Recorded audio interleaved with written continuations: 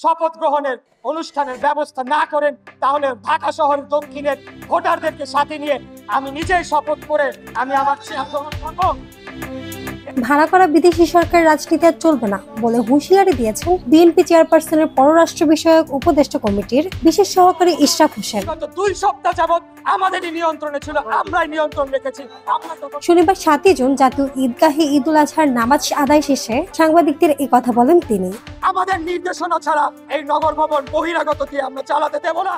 ইশরাক হোসেন বলেন, আমি ধানের শীষ প্রতীক নিয়ে নির্বাচন করেছি, এটাই তাদের সমস্যা। এর সঙ্গে আরো অনেক কিছু যোগসূত্র রয়েছে। অভ্যুত্থানের পর 5 আগস্ট বিএনপি মহাসমাবেশ করে জানিয়েছিল যে 3 মাসের মধ্যেই নির্বাচন দেওয়া সম্ভব। অতীতে এটা হতে দেখেছি আমরা।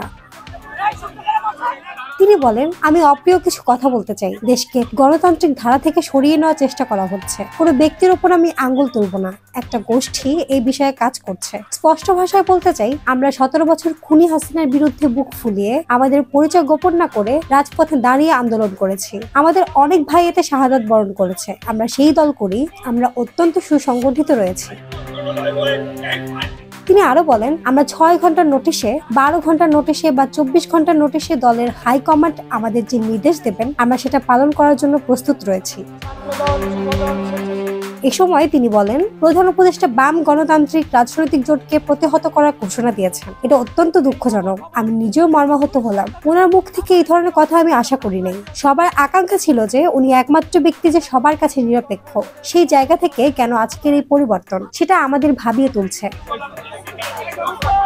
ইশরাক বলেন, পোর্ট করিডোর আমরা হতে দেব না। বাংলাদেশের মালিক জনগণ। আমরা এই দেশে থাকবো, বিদেশে গিয়ে সেটেল হব না। আমার অন্য দেশের পাসপোর্ট নেই। অনেকটা বলা যেতে পারে ভাড়া করে নিয়ে আসা সরকার পোর্ট নির্ধারণ করবে, করিডোর নির্ধারণ করবে, আমাদের ভবিষ্যৎ নির্ধারণ করবে, যেভাবে চাপে আমাদের প্রভুদের খুশি করবে। সেই রাজনীতি তো 5 আগস্টের ছাত্র জনতার গণ অভ্যুত্থানের মাধ্যমেই শেষ হয়ে গেছে। এখন স্লোগান একটাই, সবার আগে বাংলাদেশ। মোহাম্মদ আজম বৃষ্টি, নেক্সট রিপোর্ট, কথা কম।